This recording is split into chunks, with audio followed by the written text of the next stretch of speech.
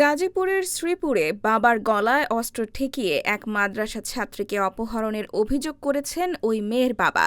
তবে পুলিশ বলছে, প্রেম করে বিয়ে করে পালিয়েছে ওই তরুণী।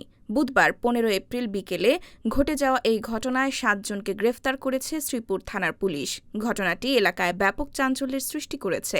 শনিবার ১৮ এপ্রিল শ্রীপুর থানার ভারপ্রাপ্ত কর্মকর্তা ওসি নাসির আহমেদ জানান, ঘটনার পরপরই ছেলের মা, চাচা, ফুপা ও কাজিনসহ মোট ৭ জনকে গ্রেফতার করা হয়েছে। তাদের বিরুদ্ধে প্রয়োজনীয় আইনগত ব্যবস্থা নেওয়া হচ্ছে।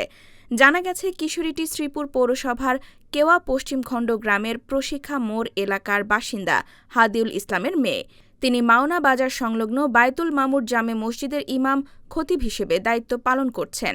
মেয়ের বাবা অভিযোগ করেন, স্থানীয় আবিদ ও তার সহযোগীরা জোর করে বাসার গেট ভেঙে ভেতরে ঢুকে পড়ে এবং তার মেয়েকে নিয়ে যাওয়ার চেষ্টা করে।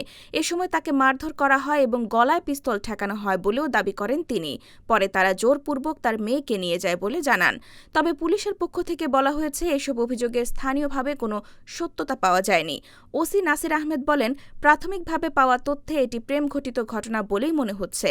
তার ভাষ্য, ঘটনার আগের দিন ছেলে ও মেয়ে একসঙ্গে চলে যায় এবং পরে স্থানীয়ভাবে বিষয়টি মীমাংসার চেষ্টা করা হয়।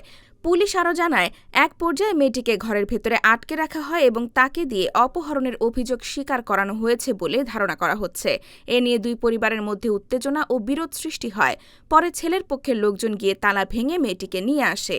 এ ঘটনায় উভয় পক্ষের মধ্যে সংঘর্ষের পরিস্থিতি তৈরি হয়। বর্তমানে ছেলে ও মেয়ে দুজনেই পলাতক রয়েছে বলে জানিয়েছে পুলিশ। এদিকে ছেলের পরিবারের পক্ষ থেকে দাবি করা হয়েছে, তারা পালিয়ে গিয়ে বিয়ে করেছে। তবে এখন পর্যন্ত বিয়ের কোনো কাগজপত্র দেখানো হয়নি।